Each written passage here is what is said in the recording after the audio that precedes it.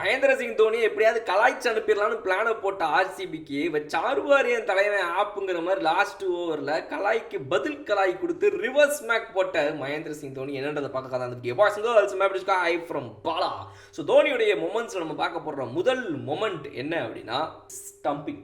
மகேந்திர சிங் தோனியுடைய lightning fast stumping ஃபட்டுன்னு என்ன மனுஷன் ஒரு ஐயோ அப்படின்ற மாதிரி வந்துட்டு உண்மையாகவே எல்லாரும் என்ஜாய் பண்ணக்கூடிய அளவுக்கு தலைவனுடைய ஸ்டம்பிங் வந்து உரிச்சு கடாச்சி ஜாப்பில் உளுந்துருப்பட்டையில் தூக்கி பொத்தா உலகுலேயே வந்துட்டு பார்சல் பண்ணி அனுப்பிட்டாரு. அந்த அளவுக்கு வந்து ஒரு ஸ்டம்பிங் ஒன்று. ரெண்டாவது மொமெண்ட் என்ன அப்படின்னா மகேந்திர சிங் தோனி அவர்களுடைய என்ட்ரி.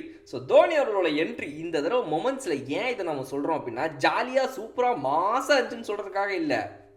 ஏங்க தோனி என்ட்ரிக்கு இது தோனி என்ட்ரி எனது இது இப்படி ஆயிடுச்சு அப்படின்ற மாதிரி வந்துட்டு தோனி அவர்களுடைய என்ட்ரி வந்து அந்த அளவுக்கு உண்மை யாருமே வந்து என்ஜாய் பண்ணக்கூடிய அளவுக்கு கூட இல்லை. பெருசாக எல்லாருக்கும் சந்தோஷம் அவர் வந்துட்டாரேன்னு. ஆனால் 9ஆம் நம்பரில் எதுக்குங்க வந்தார் இவர்? ஏங்க சார் நம்பர் 9 வந்திருக்காரு சார் இவர், ஏன் இல்லை 10ல் வாங்கலாம் 11ல் வாங்கலாம், என்னங்க இது நீங்கள் சரி ரைட்டு வந்துட்டீங்க வெரி குட் பரவாயில்ல மகேந்திர சிங் வந்துட்டாரு ஏ அப்படின்னு ஒரு பக்கம் கத்தணும், ஒரு பக்கம் வந்துட்டு என்னடா இப்படி லேட்டாக வராருன்னு டென்ஷனும் ஆகுது. ரெண்டையும் சேர்த்து மண்டைக்குள்ளே போட்டு கடன்னு குழப்பிக்கிட்டு தான் இருந்தாங்க ரசிகர்கள் ஒரு பக்கம், ரைட்டுங்களா? இதுதான் வந்து மகேந்திர சிங் தோனியோட என்ட்ரி.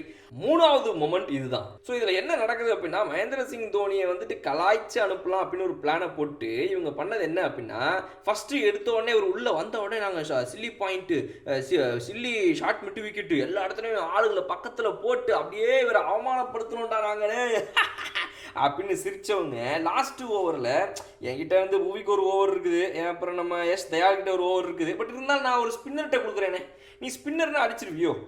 அக்சர் பட்டேலை வச்சு நீ வந்து அடிச்சியா பாரு ஒரு ஆர்பிஎஸ்ல இருக்கும்போது ஒரு 4-5 6 20th ஓவரில் அந்த மாதிரி இப்போ தான் அடிச்சு முடிச்சிருவியா? இல்லையே, நான் அதே உனக்கு பிடிச்ச லெஃப்ட் ஆர்ம் ஸ்பின்னரையே குருநாளை வச்சு போடுறேன், எகிர விடுறேன் அப்படின்னு சொல்லி ஃபர்ஸ்ட் பாலே அவர் 115 கிலோமீட்டர் ஸ்பீடில் ஒரு பவுன்சரை போட்டு விட்டாப்புல சரட்டுன்னு.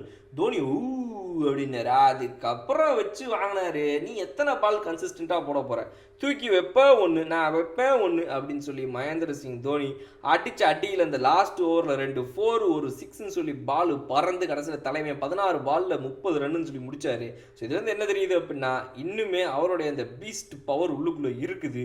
ஆனால் அதுக்கு சப்போர்ட் பண்ணுறதுக்கு டீமில் இருக்கக்கூடிய மற்றவங்க யாரும் ஹிட்டர்ஸாக மாற முடியாத காரணத்தினால் மகேந்திர சிங் தோனி அவர்கள் மட்டுமே ஹிட்டராக இருந்து இந்த மேட்சை முடிக்க வேண்டியதாக போச்சு. பட் ஆனால் ஆர்சிபி அதை எப்படி மாப்பிள்ள வெளியே வந்துட்டு எல்லாரும் முன்னாடி கையை கொடுப்பேன் நல்லா இது பண்ணுவேன், ஆனால் உள்ளே வச்சு கலாய்ச்சி விட்டுலான்னு பிளானாக போடுவோம்ல, இந்த வரேண்டியே அப்படின்னு சொல்லி வச்சு அந்த லாஸ்ட் ஓவரில் அடித்த அடி உண்மையாகவே சூப்பரான அடி அப்படின்னு தான் சொல்லணும். ஸோ இதோட இந்த வீடியோ நான் முடிச்சுக்கிறேன். உங்களுடைய கருத்துக்களை கமெண்ட் செக்ஷன் சொல்லுங்கள். அடுத்த வீடியோ நான் உங்களுக்கு பார்க்குறேன். விடை பெறுது உங்கள் படம். Okay bye.